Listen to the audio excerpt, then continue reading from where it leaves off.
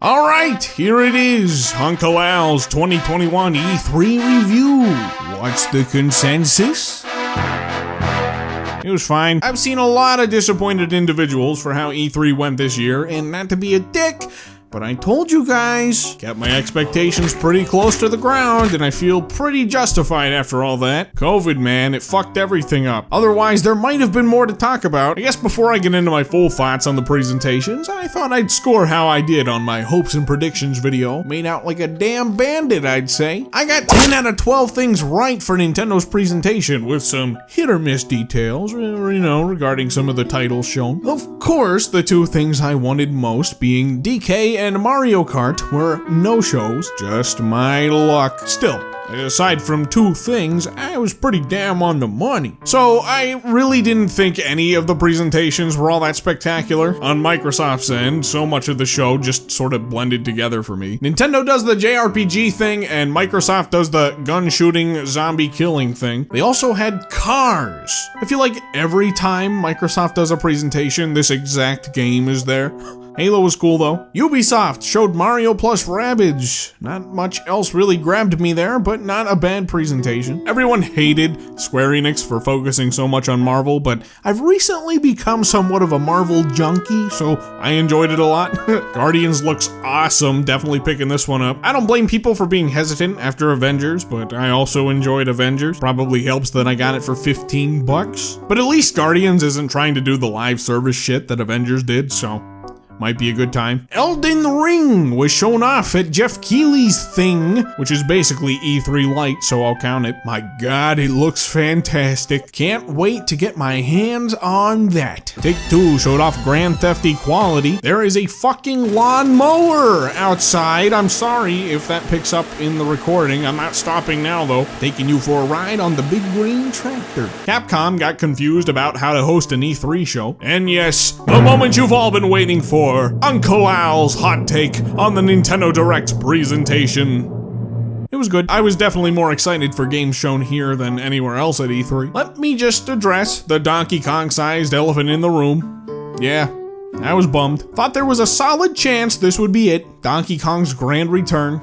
It was not. I always knew there was a chance the new DK game might not be here, and unfortunately, it looks like this probably puts a lid on DK's chances for a 2021 release. With all the games announced at this Direct, Nintendo's schedule for the remainder of the year has basically been filled in. So there is a possibility for a fall reveal 2022 release, but I wouldn't bet on it. The reveal, that is, 2022 is still very plausible for release. Don't lose faith, guys. We've been waiting 7 years. What's another year on top of it? We'll get there eventually. On the bright side, that means Kong Watch gets to live a little longer. Today's your lucky day. But yeah, the rest of the Direct, well, we got Mario, and Mario, and Mario, and Wario. But did we get Mario? No, we did not. Seriously though, Mario plus Rabbids looks pretty cool. Looks like the combat is getting a bit of a shake-up compared to the first game, so it'll actually feel like a true sequel. Best Mario games in years, and they aren't even made by Nintendo. Mario Party looks fun, but I have my reservations as usual. 5 boards? Come on, man. That's one more board than the last game. At least it has online from the get-go this time. The minigames look like a fun little celebration of Mario Party. I'll be keeping an eye on it. I was actually a bit more reserved about WarioWare watching that trailer for the first time, but after watching it back a few times, it looks pretty cool. I thought it might be a bit too out of the ordinary for WarioWare at first, controlling the characters directly and all that, but looking it over again, it looks like WarioWare, where you control the characters directly. I say this is a good thing. It adds an extra layer of depth to the WarioWare formula, and from what I've seen, it's a welcomed one. And it comes out the day after my birthday. Might just have to nab it. Mario Golf was shown, and unsurprisingly, they're doing the free future updates thing that I predicted. I'm not gonna harp on it for too long. It does look like the game is going to be a complete package, or at least I hope it is. Please don't prove me wrong, Nintendo. Dear God. But I will say at this point in time, I am cautiously excited for this game. I watched a little bit of the gameplay on the Treehouse, and Looks like fun. Smash! It was Smash. And it was fine. I never played Tekken.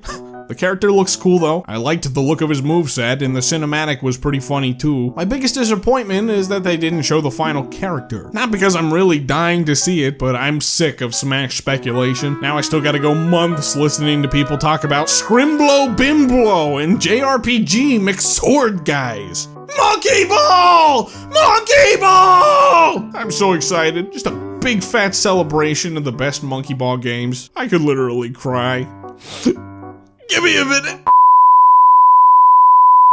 Jeez, man, it looks so freaking good. I thought it was Donkey Kong at first. No, this isn't it. I saw bananas and I was like, Donkey Kong! But no, it's Monkey Ball! I was bamboozled. But at least I was bamboozled by monkeys in balls. I grew up playing those first two games specifically, and have been dying for a return to form, and it's finally here. So excited. Day one, easy. Metroid Dread.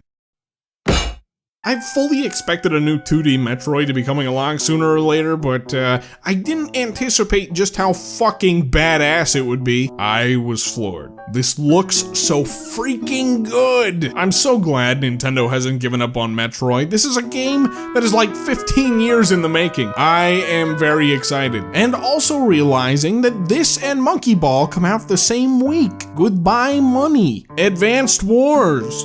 Breath of the Wild 2 is still Breath of the Wild 2. No name reveal like I thought it would get. I'll be honest, I'm still not really feeling it yet. What we saw in this trailer just sort of looked like more of the same. That said, I have a feeling they're just holding their cards close to their chest on this one. At least, I hope so. Because, yeah, didn't really look too much like anything we haven't already seen. Alright, I won't do Advance Wars dirty like that. Although it's not my cup of tea, I gotta admit it's pretty cool to see Nintendo digging deep into their vast catalog of IPs that they don't really mess with anymore. They've already gotten all the hard hitters out in the first 4 years of the Switch's life. Might as well start digging deep and, you know, uncovering some of their old stuff. Do F-Zero next. And yeah, that was all the stuff that really tickled my fancy. They made note at the end that they have lots of games in development, and I'd bet money on a fall direct that announces some of those games. Overall, E3 kinda sucked, but Nintendo actually surprised me with some fun stuff to look forward to. I went in a pessimist and came out an optimist. I won't go as far as saying they've completely course-corrected with their game lineup or anything, but it's neat to see some fun stuff on the way that I'm actually excited for. I wish half of it wasn't just Mario, but I guess Mario is to be expected. What did you guys think of E3 this year? Let me know in the comments below. I want to hear from you. And to all of my fellow DK fans out there, just